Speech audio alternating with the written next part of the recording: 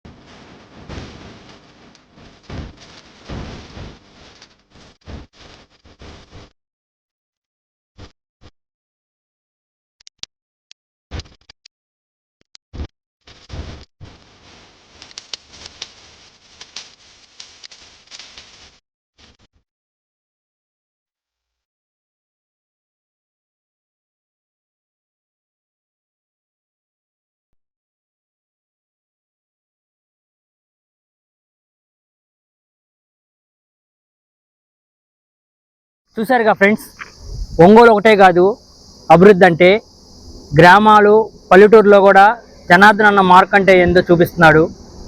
జనార్దన్ అంటే అభివృద్ధి, అభివృద్ధి అంటే జనార్దన్ అన్న.